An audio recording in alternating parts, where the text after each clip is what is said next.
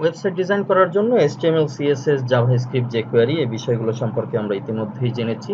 আজকে আমরা শুরু করব PHP W3 স্কুলস থেকে আমরা বেসিক যে ধারণা সেটি নিতে পারি। PHP এর হোমে এখানে W3 তে লেখা আছে PHP is a server side scripting language and a powerful tool for making dynamic and interactive website. Dynamic interactive website তৈরি করার জন্য এটি একটা পাওয়ারফুল টুল। আর এটা হলো সার্ভার সাইড স্ক্রিপ্টিং ল্যাঙ্গুয়েজ। আমরা যে জাভা স্ক্রিপ্ট করছিলাম, আমরা যদি রাইট ক্লিক করি আর যদি ইনস্পেক্টে যাই কিংবা ভিউ সোর্সে যাই, তখন কিন্তু জাভা স্ক্রিপ্টের কোডগুলো শো করে। জাভা স্ক্রিপ্ট কিন্তু ক্লায়েন্ট পিসিতে লোড হয়, আর এটা হলো সার্ভার সাইড স্ক্রিপ্টিং ল্যাঙ্গুয়েজ। আমরা PHP ব্যবহার করলে শুধুমাত্র HTML, CSS টাই আমাদের ব্রাউজারে আসবে, আর বাকি যে কার্যক্রম সেগুলো PHP এর যেগুলো এগুলো কিন্তু শো করবে না। তো সেই দিক থেকে PHP হলো একটা সিকিউর ল্যাঙ্গুয়েজ। এটা হলো ওয়াইডলি ইউজ, ফ্রি আর efficient alternative to competitive such as Microsoft ASP। ডলারে কিনে ব্যবহার করতে হয় মাইক্রোসফট ASP, তার একটা বড় ধরনের কম্পিটিটর হলো PHP।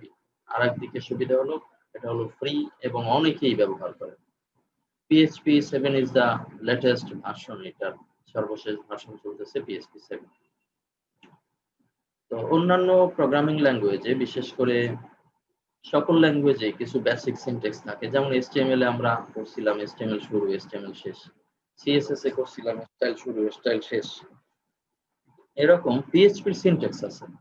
PHP এর সিনট্যাক্স হলো এই যে লেস দ্যান প্রশ্নবোধক, এরপরে PHP, আবার ক্লোজিং এ প্রশ্নবোধক, গ্রেটার দ্যান। তো এই হলো এর বেসিক সিনট্যাক্স, এর মধ্যে সকল PHP কোডগুলো আসবে। এই যে ইকো দেয়া আছে, যে কোনো কিছু প্রদর্শন করতে চাইলে তখন আমাদের লিখতে হয় ইকো অথবা প্রিন্ট, তবে ইকো লেখাটা বেশি জনপ্রিয়, এখানে ইকোই বেশি চলে।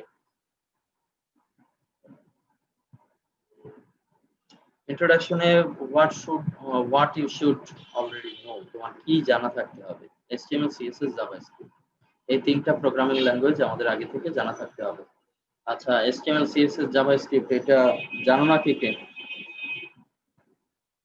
আছো কেউ? সবাই তো জানি না HTML, CSS, জাভাস্ক্রিপ্ট? জি ভাইয়া। আচ্ছা, এটা জানা থাকলে আমরা PHP করতে পারবো। এরপরে PHP কি? PHP হলো, PHP এর মিনিং দিছে PHP হাইপারটেক্সট প্রি প্রসেসর, এটা হলো PHP। আর ওয়াইডলি ইউজ হয় ওপেন সোর্স, মানে ফ্রি ব্যবহার করা যায়, এটা সার্ভারে এক্সিকিউট হয় আর ফ্রি ডাউনলোড করা যায়। যেহেতু আমাদের কাছে আর এক্সটেনশন .php, অন্যগুলোয় যেমন .html, .css, .js এরকম PHP ফাইলের এক্সটেনশন হয় .php।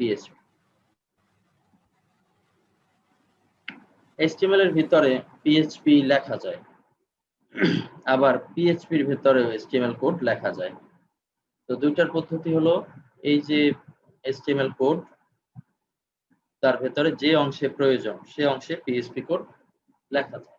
আবার এই যে ইকোর ভেতরে এই যে সাধারণ লেখা, তার ভিতরে আমি চাইলে HTML, CSS ব্যবহার করতে পারি। যাই হোক, সিনট্যাক্স যদি দেখি, PHP সিনট্যাক্স, সিনট্যাক্স বলতে একটু আগে যা বললাম সেটাই সিনট্যাক্স। যে শুরুতে লেস দ্যান প্রশ্নবোধক PHP, আর ইন্ডে হলো প্রশ্নবোধক PHP, প্রশ্নবোধক গ্রেটার দ্যান, আর .php নামে সেভ দিতে হবে। যদি HTML থাকে, সেই ফাইলটা যদি HTML নামে সেভ দাও, HTML ফরম্যাটে, তাহলে কিন্তু আর PHP কোড কাজ করবে না। PHP কোড অবস্থায় সেভ দিলে, PHP তে সেভ দিলে, তাইলে আবার HTML ও কাজ করবে। PHP হলো কেস সেনসিটিভ। কোন কোন বিষয়ে? Keyword, if, else, while, echo. আমরা যেহেতু জাভাস্ক্রিপ্ট দেখে আসছি, সে কারণে এই বিষয়গুলো আমাদের কাছে পরিচিত। তো PHP এই বিষয়গুলোতে কেস সেনসিটিভ না, আর তবে তোমার গিয়ে এগুলোতে কেস সেনসিটিভ না, হ্যাঁ, নট কেস সেনসিটিভ। এই ইফ, এলস, হোয়াইল এগুলো বড় হাতে লেখো ছোট হাতে লেখো একই কাজ করবে। কিন্তু ভ্যারিয়েবল, আমরা যেমন জাভাস্ক্রিপ্টেও শিখছিলাম যে পরিবর্তনশীল মানগুলো যে ধারণ করে সেগুলো হলো ভ্যারিয়েবল, আর দিয়ে লিখছিলাম, আর VAR। আর ভ্যারিয়েবল চিহ্ন হলো PHP তে $, $সাইন দিলে বোঝায় এটা একটা ভ্যারিয়েবল। ভ্যারিয়েবল ব্যবহারের সুবিধা কি? তুমি ভ্যারিয়েবল একবার ব্যবহার করবা আর ভিতরে স্ক্রিপ্টে তুমি 1000 বার ব্যবহার করবা, তাতে ওই একটা ভ্যারিয়েবলের ভ্যালুটাই প্রদর্শিত হবে। আবার এডিট করা সহজ, অনেকটা সিএসএস ক্লাসের মতো। যেমন ক্লাসে তুমি ক্লাসটা 1000 বার ব্যবহার করলা, তাতে তুমি যদি দেয়া থাকে যদি লাল রঙে প্রদর্শিত হবে, সেটাকে তুমি ব্লু করতে চাও, ক্লাসে গিয়ে একবার চেঞ্জ করো, তাহলেই ওই 1000 জায়গায় অটোমেটিক চেঞ্জ হবে। আবার এখানেও তোমার গিয়ে ভেরিয়েবল ইকুয়াল ভ্যালু দেয়া আছে রেড, তুমি যদি চাও যে এখানে আসবে ব্লু, তাহলে তুমি ব্লু লেখাটা দিয়ে দাও, তাহলে অটোমেটিক সকল জায়গায় ব্লু হবে।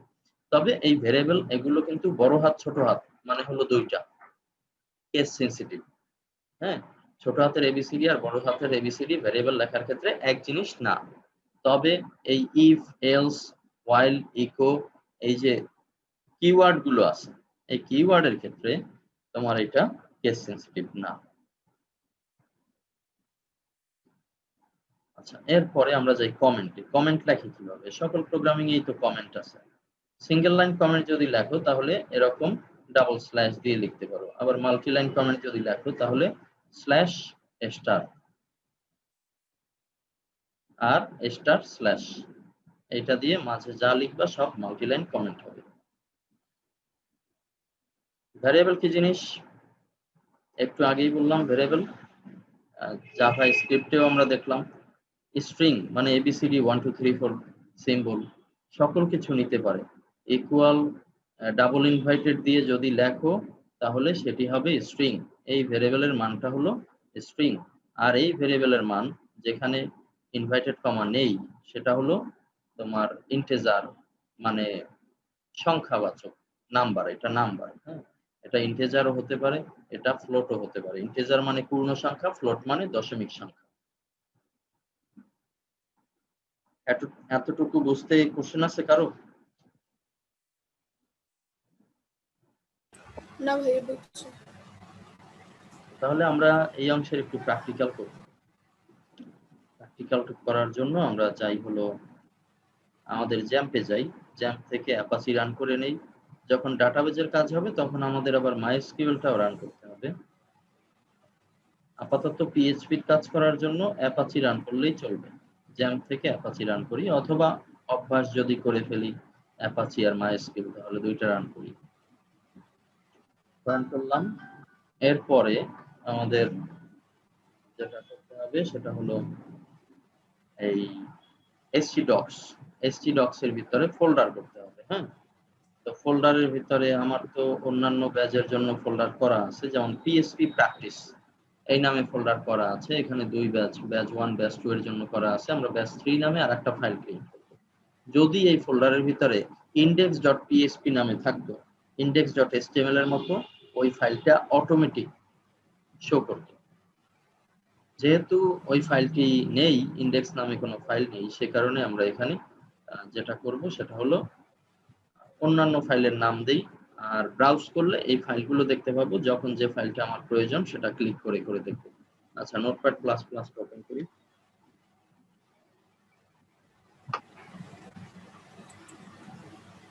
এখানে লিখে দেই নতুন ফাইল, ফাইল সেভ অ্যাজ। এই অংশে আমি লিখে দেই ব্যাচ 3,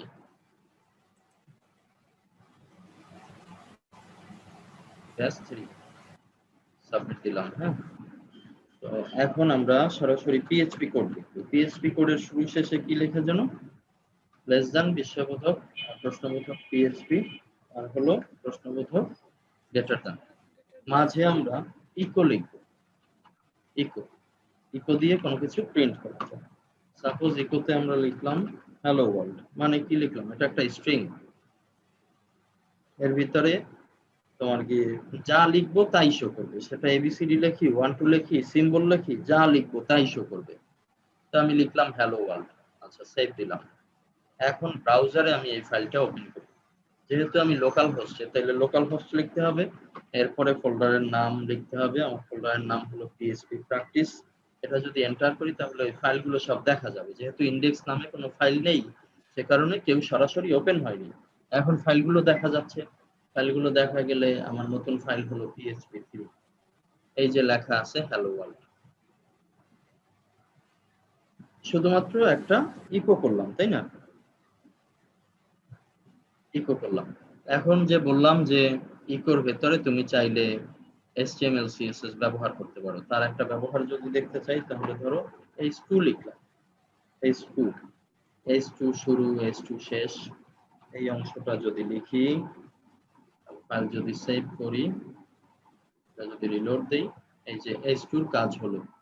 আবার আমি যদি চাই যে এখানে একটু ইন্টারনাল সিএসএস করি, তাহলে স্টাইল লিখে দেই, ডাবল ইনভার্টেড লিখে দেই, এরপরে লিখলাম কালার রেড। আচ্ছা, ডাবল ইনভার্টেড দেয়া যাবে না, দেখছো এখানে কালার রেড, এটা কালো রঙে শো করছে, দেয়া যাবে না কারণ কি, এই যে পিছনে ডাবল ইনভার্টেড আছে, তাতে মনে করে কি এখানে বুঝি ইনভার্টেডটা শেষ, তো এই কারণে ডাবলের ভিতরে সিঙ্গেল ইনভার্টেড। আগেও আমরা জাভাস্ক্রিপ্টেও বলছিলাম ডাবলের ভিতরে সিঙ্গেল, সিঙ্গেলের ভিতরে ডাবল, এভাবে দিতে হবে। তো সেভ দিলাম। এখন ইন্টারনাল সিএসএস এ একটা বিষয় আছে, শুধু কালারটা রেড করো, ক্লিক করলাম, রেড হলো। আমি যদি চাই যে এখানে ফন্ট সাইজ আসবে, তাহলে ইন্টারনাল সিএসএস যেভাবে লেখার নিয়ম সেইভাবে আমি লিখলাম ফন্ট সাইজ। ফন্ট সাইজ কত, ধরো 50 দিলাম, 50 পিক্সেল, সেভ দিলাম, রিলোড করি, এই যে রিলোড হলো। আচ্ছা, আমি যদি মনে করি যে একটা ভ্যারিয়েবল দেবো, একটা স্ট্রিং দেবো। হ্যালো ভাইয়া। হ্যাঁ বলো। ভাইয়া আমরা কি এটা এক্সটার্নাল সিএসএস এর মতো করতে পারবো, ক্লাস দিয়া বা আইডি দিয়া? হ্যাঁ, আগে যদি এক্সটার্নাল সিএসএস লিংক যদি উপরে টানা থাকে, এই পিএইচপি এর বাইরের জায়গা সব এইচটিএমএল এর, হ্যাঁ, এখানে হ্যাঁ, যদি আমার লিংক টানা থাকে, তাহলে এখানে ক্লাস দিয়ে কাজ করলেই হবে, ঠিক আছে? আচ্ছা, হ্যাঁ বুঝতে পারছি। আমাদের এই বাইরের অংশে এইচটিএমএলই থাকবে, এই বাইরে এইচটিএমএল গুলো থাকবে, প্রয়োজনীয় জায়গায় পিএইচপি ব্যবহার করব। আমাদের ওয়ার্ডপ্রেস কিন্তু এরকম পিএইচপি তে ভাইয়া করা। আমি বলছি হলো ইকোর ভিতরে যে, এটার ভিতরে ক্লাস লিখলেই তো কাজ হ্যালো করবে। ভাইয়া। এই অংশে ও ক্লাস আচ্ছা লিখলেই কাজ আচ্ছা, করবে। ঠিক আছে। বাহিরে এইচটিএমএল এ তো হেডার হ্যাঁ অংশ বুঝতে পারছি। থাকবে,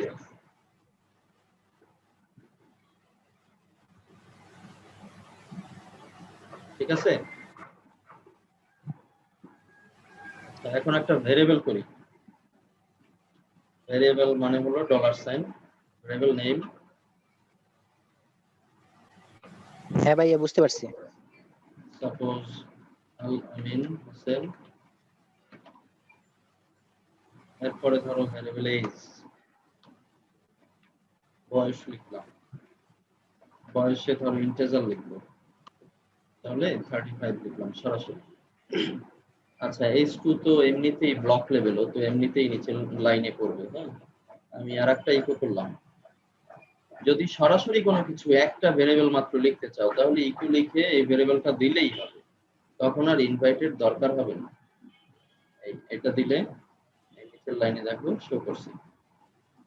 কিন্তু তুমি যদি চাও যে এখানেও কিছু অন্য স্ট্রিং ব্যবহার করবা, তাহলে তুমি যেটা করবা সেটা হলো এখানে লিখলা যে my name is, my name is দিলাম, এই ফুল স্টপ দিলাম। যদি মনে করো এটা বোল্ড আকারে শো করবা, তাহলে স্ট্রং, HTML5 এর যে ভাষা স্ট্রং, স্ট্রং শুরু,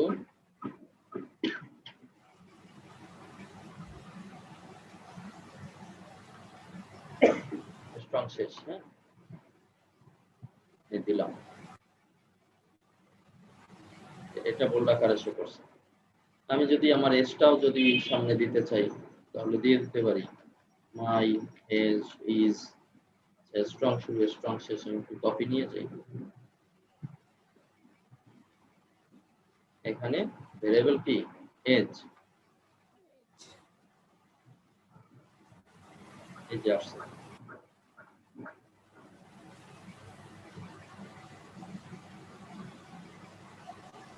আচ্ছা, এতটুকু বুঝতে কারো কষ্ট আছে? না ভাই, বুঝতে পারছি। এখন ধরো এই জিনিসটা এরকম কয়েকবার, মনে করো কয়েকবার দিলাম, তাহলে কয়েকবার আসবে, পাশাপাশি আসছে, বিআর দিয়ে দেই একটা।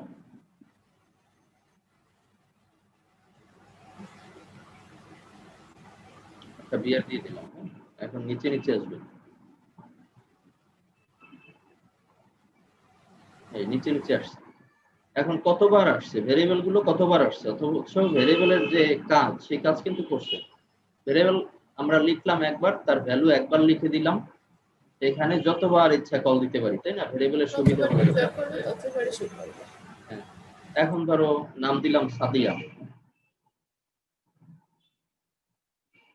এই এটা 1000 বার নিচে আছে সাদিয়া, বয়স দিলাম ধরো 23, এই দিলাম, সেভ দিলাম, এখন রিলোড দেই, দেখো এই যে my name is Sadia, age is 23, ঠিক আছে?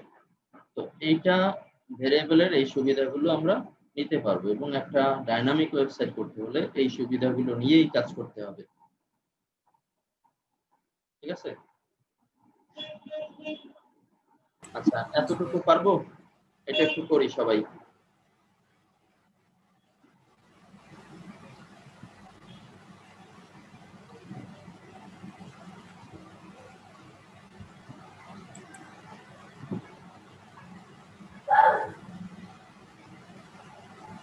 দশ মিনিট প্র্যাকটিস করি। ঠিক আছে ভাইয়া।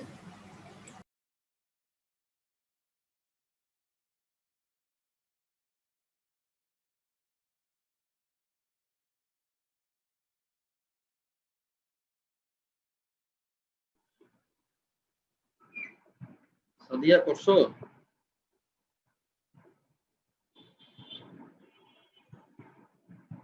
শারমিন জি ভাইয়া করছে। হয়েছে? কোনো সমস্যা আছে? না ভাইয়া, এটুকুতে তো কোনো সমস্যা হয় না। আর কেউ?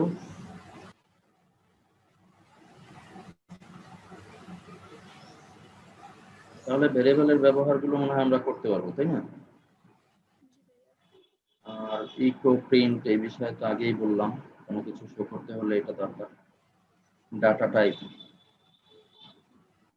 ডাটা টাইপ আছে কিছু। স্ট্রিং, স্ট্রিং হলো একটু আগে যে বললাম এবিসিডি 1 2 3, এগুলো যদি এরকম ইনভাইটেড দিয়ে লিখি, তাহলে যা লিখবো তাই শো করবে। তার ভিতরে যদি প্লাস চিহ্ন দেই, তাহলে প্লাস চিহ্ন আকারে শো করবে। এরপরে হলো ইন্টেজার, এই যে ইনভাইটেড কমা ছাড়া লিখি, এগুলো হলো ইন্টেজার সংখ্যা। ইন্টেজার মানে পূর্ণ সংখ্যা। আর ফ্লোট, ফ্লোট মানে হলো দশমিক সংখ্যা। এরপরে একটা ডাটা টাইপ আছে বুলিয়ান, বুলিয়ান মানে সত্য মিথ্যা, ট্রু ফলস, ইফ কন্ডিশন। আমরা ইফ কন্ডিশন শিখছিলাম না জাভাস্ক্রিপ্ট jQuery-তে, মনে আছে? জি ভাইয়া।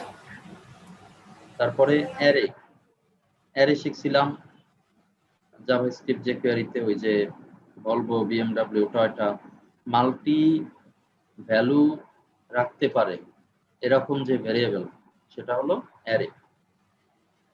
এই যে ভার ডাম্প, ভার ডাম্প কোনো ভেরিয়েবল দিয়ে যদি তুমি টেস্ট করতে চাও যে আসলে আমার এখানে যা দেয়া হলো এটা কোন টাইপের, কতগুলো ক্যারেক্টার আছে, এই অ্যারের বিষয়গুলো যদি জানতে চাও, অন্যান্য বিষয়েও আছে, অন্যান্য ভেরিয়েবলও দেখা যায়, তো অ্যারে ভেরিয়েবলে আমরা একটু এটা দেখি।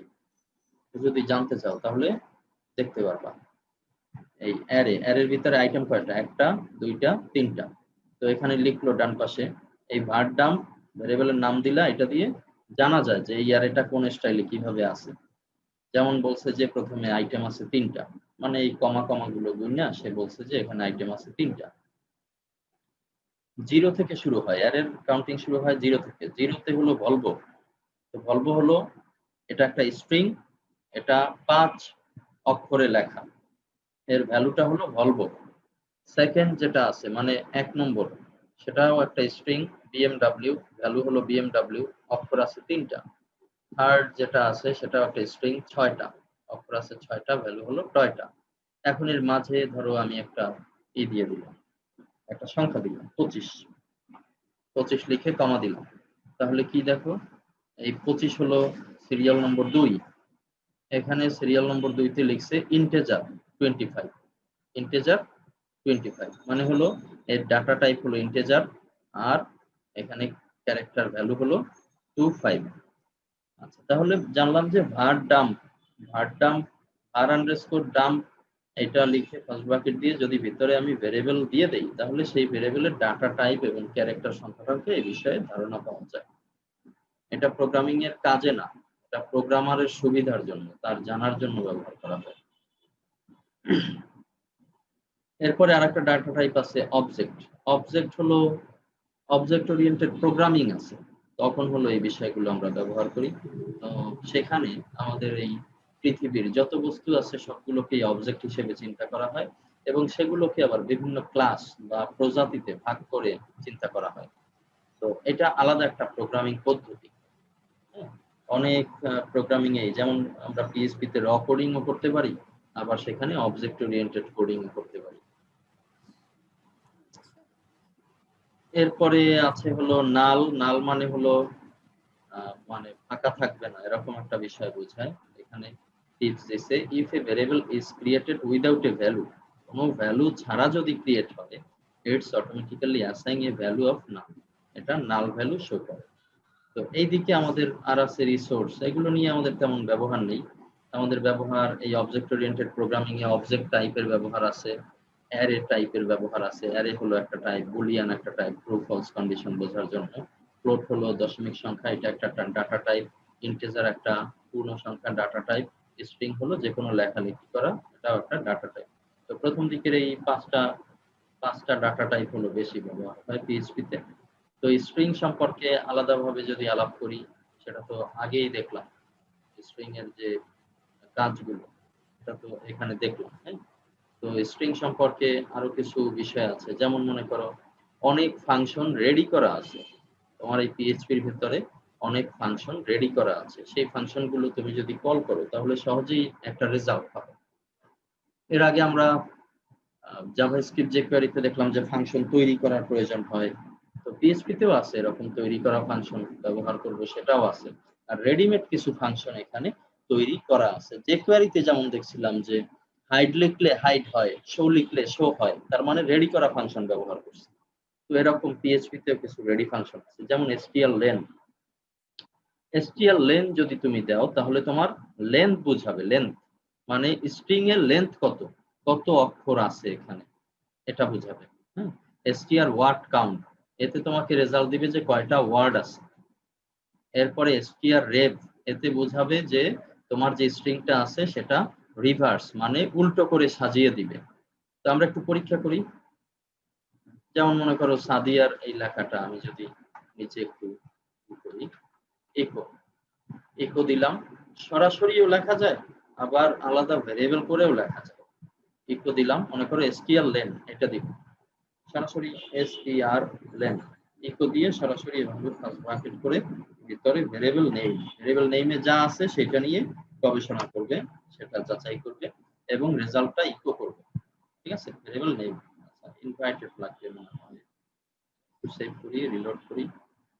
আচ্ছা 5 দিবে, ইনভাইটেড দরকার নেই, 5 দিল। মানে হলো strlen মানে লেন্থ জিজ্ঞেস করছি, এখানে সাদিয়ার বানানে অক্ষর আছে 5টা, এই 5টা কিন্তু এখানে শো করলো।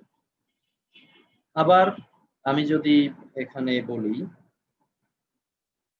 অন্য একটা বিষয়, যদি বলি একটু বিআর দিলে নিচে নিচে আসতো। আচ্ছা, আপাতত দিব না।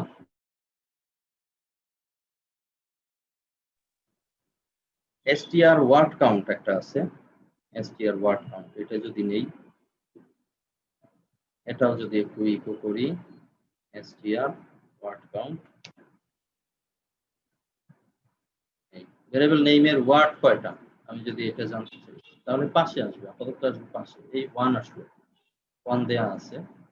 এরপরে আমি যদি বলি যে এখানে উল্টা সাজিয়ে দাও, এটা যদি বলি তাহলে str rev,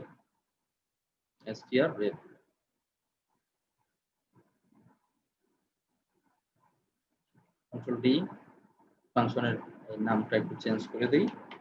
এই আর কাজ করবে কার উপরে, ভেরিয়েবল নেমের উপরে কাজ করবে। এই যে সাদিয়ার বানানে 8 as, তাও তো ভালো মিনিং আসছে। হ্যাঁ,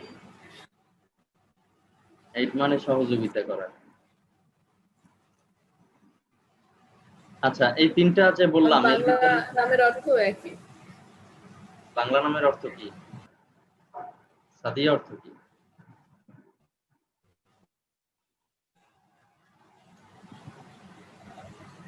তো ওই টাইপেরই কি গান ছিল আমার ঠিক খেয়াল নাই। সহযোগিতা টাইপের। সাদিয়া মানসুরা মনে হয় সহযোগিতা করেন। আর আচ্ছা, এই তিনটা ফাংশন বুঝতে কোনো কষ্ট আছে কারো? শারমিন বুঝতে পারছো? দেখি আমরা একটু শারমিনের নামটা নিয়ে কাজ করি তো। সাদিয়া নামের অর্থ তো ভাগ্যবতী না আপু? হ্যাঁ, কয়েকদিন পরে তো টাকা আয় করবে। হ্যাঁ। আচ্ছা, শারমিন লিখলাম, দেখি কি আসে। শারমিনের এখানে অক্ষর পেল হলো 7টা, আর শব্দ হলো একটা। নিমরাস নাকি? নিমরাস, তাও খারাপ না।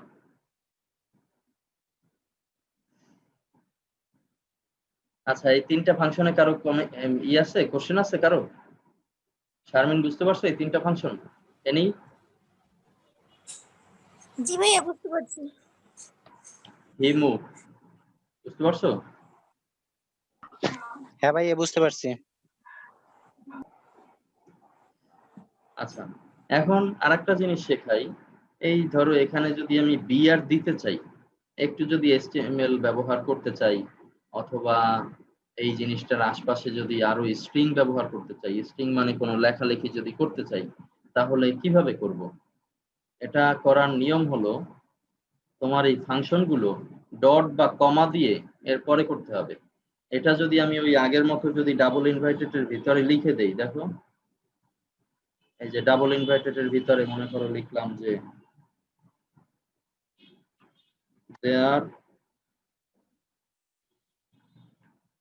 there are এত ক্যারেক্টার, there are এত ক্যারেক্টারস, এই দিলাম। হ্যাঁ, এটা যদি আমি শো করাইতে চাই তাহলে কিন্তু শো করবে না, দেখো। ও আসছে, আসলো কেন? ও এসটিএল লেন আসছে, মানে হলো স্ট্রিং আকারে আসছে, যা লেখা আছে তাই আসছে। বুঝতে পারছো? ফাংশনটা কিন্তু কাজ করলো না। তো এভাবে তুমি ভেরিয়েবল ভিতরে কাজ করাইতে পারবা, কিন্তু এই ফাংশন এভাবে সরাসরি ইকোর ভেতরে কাজ করানো যায় না। এই কারণে তোমার যেটা করতে হবে সেটা হলো স্ট্রিং গুলো থাকবে আলাদা, ফাংশন থাকবে আলাদা।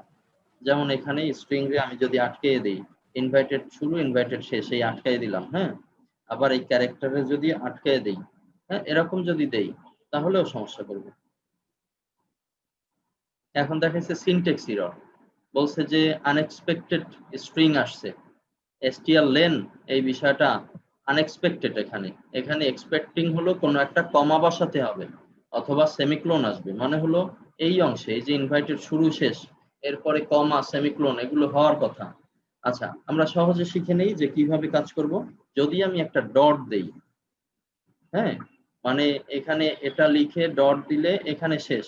আবার যদি পরের অংশে আমি আবার যদি স্ট্রিং লিখতে চাই তাহলে এখানেও ডট দিতে হবে, এ পাশেও ডট দিতে হবে। মানে এই শুরুতে এই অংশে যদি আমি এখানে শেষ করতাম তাহলে একটা ডটেই হতো। আবার যেহেতু পরের অংশে আবার স্ট্রিং লিখলাম, এই কারণে আরেকটা ডট দিতে হবে। ঠিক আছে? এটা যখনই আমি দেব তখন কিন্তু ভাইয়া দেয়ার আর এত ক্যারেক্টারস, এরপরে আমি চাইলে বিআর দিতে পারি, বিআর দিতে পারি, আগের অংশে লেখার পরে স্পেস করতে পারি। এই দেখো, এই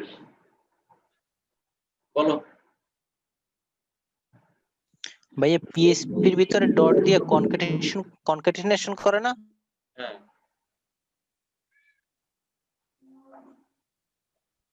আচ্ছা তাহলে ফাংশন লিখলে এভাবে আমরা ডট দিয়ে লিখতে পারি। বুঝতে পারছো? সরাসরি ভেরিয়েবল লিখলে কিছু করতে হতো না, কিন্তু ফাংশন লিখতে হলে এভাবে ডট দিয়ে লিখতে হবে।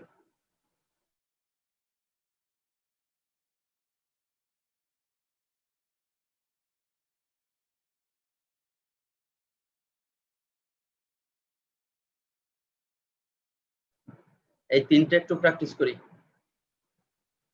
str len, str word, str rev, এই তিনটা প্র্যাকটিস করি।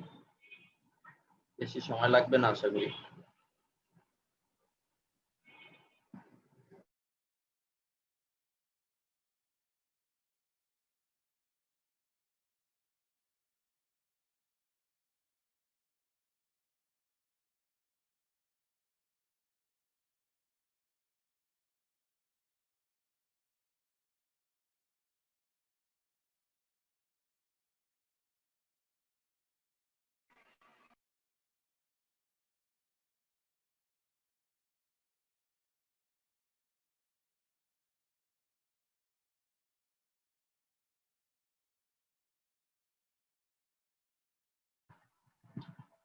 আর কোনো সমস্যা আছে?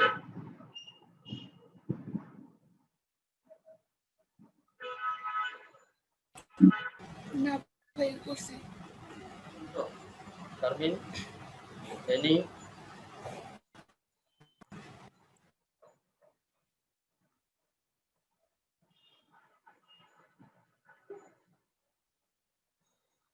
আচ্ছা, আর একটা বিষয় একটু শেখাই। ধরো গিয়ে str pause, search for a text within a string, কোনো একটা বড় স্ট্রিং এর ভেতর থেকে কোনো একটা শব্দ বা বাক্য হুবহু মেলে কিনা সেই অনুযায়ী তুমি সার্চ করবে এবং সেটা কোথায় আছে এটা খুঁজে বের করবা। তো এটি first character position is an string 0, প্রথম ক্যারেক্টার ধরে হলো 0 থেকে। আচ্ছা, এটা করার জন্য আমি একটা বড় ভেরিয়েবল নিই। একটা বড় ভেরিয়েবল বলতে ভেরিয়েবল মাই টেক্সট, এখানে টেক্সটের আকারটা বড় দেই। মনে করো অনেক বড় একটা টেক্সট হবে, কি টেক্সট দেয়া যায়, ধরো ফাইবার থেকে একটু লেখা মনে করে নেই, এই এরকম বড় একটা টেক্সট একটা ভেরিয়েবলের ভিতরে নিলাম, ভেরিয়েবলের নাম হলো মাই টেক্সট। এখন মাই টেক্সটের ভেতর থেকে সন্ধান করব। আচ্ছা, এইটা একটু নিচে নিয়ে আসি, তাহলে ওই বিআর এর সুবিধাটা পাবো।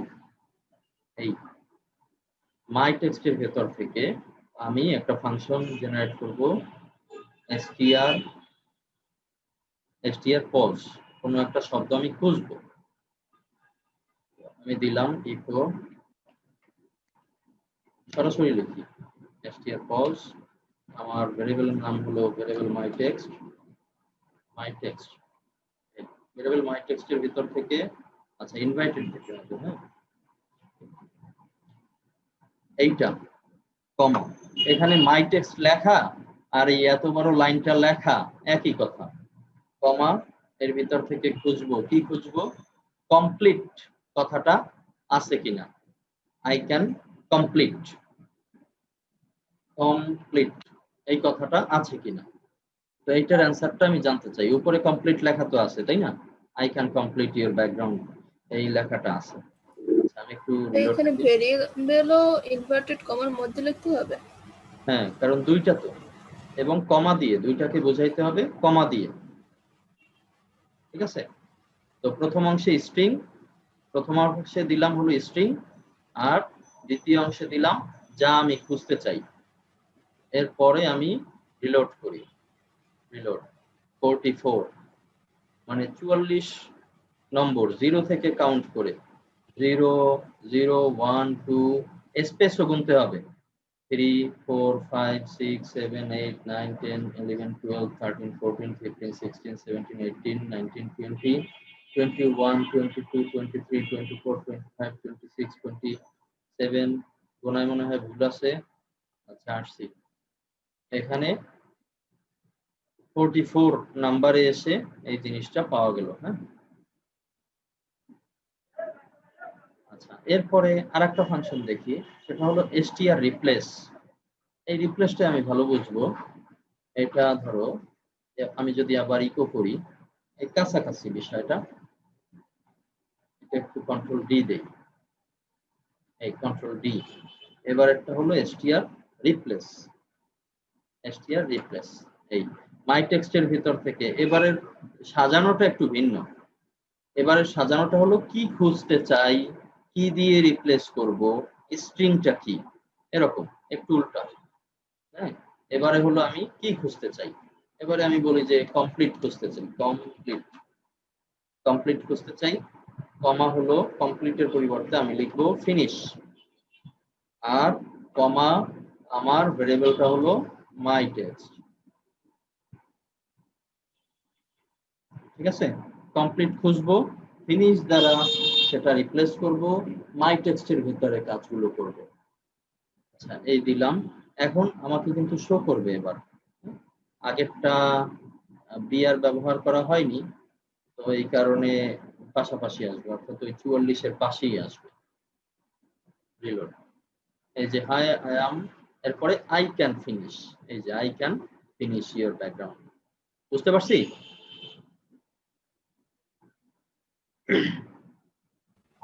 এরকম পিএইচপি স্ট্রিং এর রেফারেন্স আছে অনেক, অনেক কাজের জন্য অনেক ধরনের রেফারেন্স আছে, তো এগুলো একটু বাসায় দেখব। যেমন এখানে রেফারেন্স দেখতে, তো এই যে নিচে চলে আসছে রেফারেন্স গুলো, এরকম অনেক রেফারেন্স আছে, এগুলো আমরা একটু পড়ে পড়ে প্র্যাকটিস করব।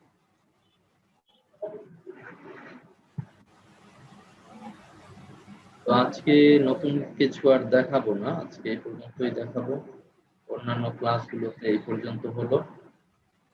কনস্ট্যান্ট দেখি, নাম্বার তো বুঝি এখন, নাম্বার ভেরিয়েবল যে ডাটা টাইপ নাম্বার।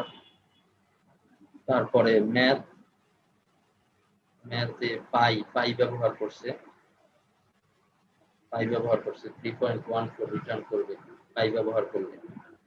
তারপরে মিন ব্যবহার করলে এই অনেকগুলো বিষয় দিছে, যদি তুমি মিনিমাম অ্যামাউন্টটা জানতে চাও, মিনিমাম কোনটা, তাহলে সেটা দেখাবে, ম্যাক্সিমামটা শো করবে। তারপরে অ্যাপস, হ্যাঁ, রিটার্ন করছে, অ্যাপস মানে হলো পজিটিভ করবে এটাকে, function returns the absolute positive করবে, নেগেটিভে আছে তুমি পজিটিভে করবা। স্কয়ার 64 কতর স্কয়ার, এরকম square root of a number 8 কতর স্কয়ার, এটা রেজাল্টটা। Round, floating point number is to nearest integer, এইটা দিলাম কাছাকাছি। আমরা বলি না যে 50 এর উপরে গেলে, 0.5 এর উপরে গেলে 1 এ কনভার্ট হবে, তো রাউন্ড দিলে এই জিনিসটা করা যায়। আবার 15 নিচে থাকলে তাহলে সেটা নিচের সংখ্যাটারই বোঝাবে, এটা রাউন্ড। র্যান্ড থেকে হলো র্যান্ডম নাম্বার শো করবে, কত থেকে কতর ভিতরে র্যান্ডম নাম্বার দেখতে চাও তাও রেঞ্জ দিয়ে দেয়া যায়। এরকম কমপ্লিট ম্যাথ আছে, ম্যাথের অনেক রেফারেন্স আছে, তুমি চাইলে এই ম্যাথের রেফারেন্স গুলো দেখতে পারো। এরপরে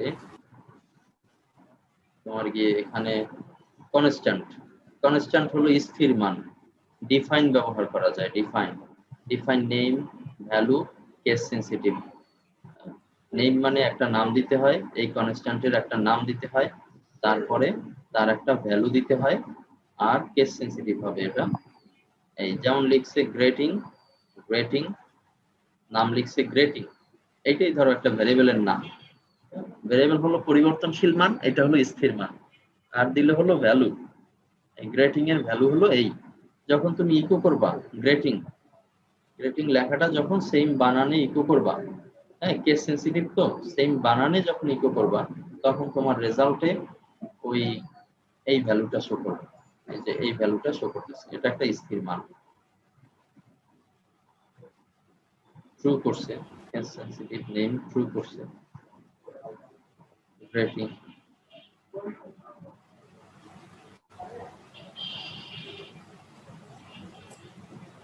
ট্রু করার ফলে এই যে কেস সেনসিটিভটা আবার নষ্ট করছে।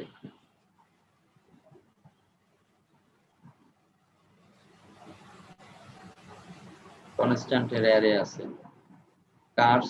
কার্স এর মাল্টি ভেরিয়েবল করছে, তারপরে ইকো কার্স করছে, গ্লোবাল করছে। এদিকে আপাতত আমরা যাব না, অপারেটর পর্যন্ত দেখি। তাহলে অপারেটর হলো যোগ বিয়োগ গুণ ভাগ, এই যে প্লাস মাইনাস, এগুলো আমরা জাভা স্ক্রিপ্টেও দেখছি, মনে আছে এগুলো নামগুলো অপারেটর? জি ভাইয়া। যোগ বিয়োগ গুণ ভাগ, তারপরে মডুলাস। মডুলাস জানো কি? ভাগশেষ। ভাগশেষ। তুমি ম্যাথে? না ভাই, সিএসসি। সিএসসি। আচ্ছা, মডুলাস। তারপরে হলো এগুলো আর তোমার কি সি সি প্লাস প্লাসে দেখছিলাম। হ্যাঁ, তারপরে তোমার ইকুয়াল। ইকুয়াল, একটা ইকুয়াল মানে হলো অ্যাসাইন করা, হ্যাঁ, একটার জন্য আর একটা ভ্যালু রাখা, একটা ইকুয়াল। দুইটা ইকুয়াল মানে হলো সমান। তিনটা ইকুয়াল মানে হলো এর টাইপের দিক থেকে সমান, মানের দিক থেকেও সমান। ডাটা টাইপের দিক থেকেও সমান, মানের দিক থেকেও সমান। আর প্লাস ইকুয়াল মানে হলো আগে যে এক্স আছে তার সাথে ওয়াই অংশ যোগ হবে। প্লাস ইকুয়াল, আগের যে এক্স আছে তার সাথে ওয়াই অংশ যোগ হবে। মাইনাস ইকুয়াল মানে হলো আগের এক্স এর সাথে মাইনাস হবে, আগের গুণ দিলে আগেরটার সাথে এক্স এর সাথে গুণ হবে, ভাগ দিলে ভাগ হবে, আগের যে এক্স আছে তার সাথে ভাগশেষ আসবে। আর কম্পারিজন অপারেটর, এই যে প্লাস মানে ডাবল ইকুয়াল মানে হলো ইকুয়াল, তিনটা মানে হলো তোমার ডাটা টাইপের দিক থেকে ইকুয়াল, মানের দিক থেকেও ইকুয়াল। নট ইকুয়াল মানে হলো ইকুয়াল না, সমান না, শর্তটা হলো সমান না, হ্যাঁ, এটাও নট ইকুয়াল। তো আমরা নট ইকুয়াল এটা দিয়ে বেশি ব্যবহার করি। বিস্ময়বোধক ইকুয়াল। নট ইকুয়াল এটা হলো তোমার ওই রকমই, ওই আগে যেমন তিনটা ছিল ওইটার মতোই, হ্যাঁ, কোনো দিক থেকেই সমান না,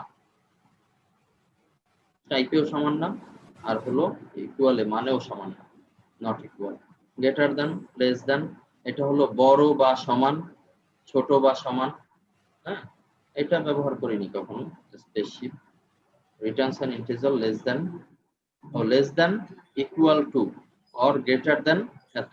আমরা ইয়েতে গণিতে অনেক সময় এটা ব্যবহার করি, এটা প্রোগ্রামে আমি ব্যবহার করিনি কখনো। লেস দেন, ইকুয়াল অথবা গ্রেটার দেন, এরকম। If x is less than, equal to, or greater than এত, হ্যাঁ, এটা 7 এ আসছে, পিএইচপি 7 এ আসছে। তারপরে ইনক্রিমেন্ট, প্লাস প্লাস সামনে প্লাস প্লাস ভাই একটু হাজিরাটা নিয়ে দিন। এক এক বাড়বে। আচ্ছা, আর মাইনাস মাইনাস সামনে মাইনাস মাইনাস মানে হলো এক এক করে কমবে। এরপরে লজিক্যাল অপারেটর আছে এন্ড। এন্ড দিয়ে আমরা এবং বুঝাই। এই এন্ড এর চিহ্ন, তোমার চিহ্নের মাধ্যমেও এন্ড ব্যবহার করা যায়। এইটাও একটা এন্ড, এটা একটা অর, লেখা অর, আর এটাও একটা অর, এটা একটা এক্স অর, এটাও একটা নট, একটা নট, হ্যাঁ। এই যে ডট, ডটের কথা কে যেন বলছিল, কনকাটিয়েশন, টিনেশন, আগেরটা থাকবে তার সাথে বাড়বে, তার সাথে যোগ হবে, ডট ইকুয়াল, অ্যাসাইন করে, অ্যাপেন্ড করে। অ্যারে অপারেটর তো এগুলো তো চিনি, এগুলো নিচে আর তেমন ব্যবহার নেই। তো আজকে আমরা এই অপারেটর পর্যন্তই থাকবো, আগামী ক্লাসে ইফ কন্ডিশন দেখবো। আমরা একটু সবাই হাজিরার জন্য ক্যামেরা অন করি।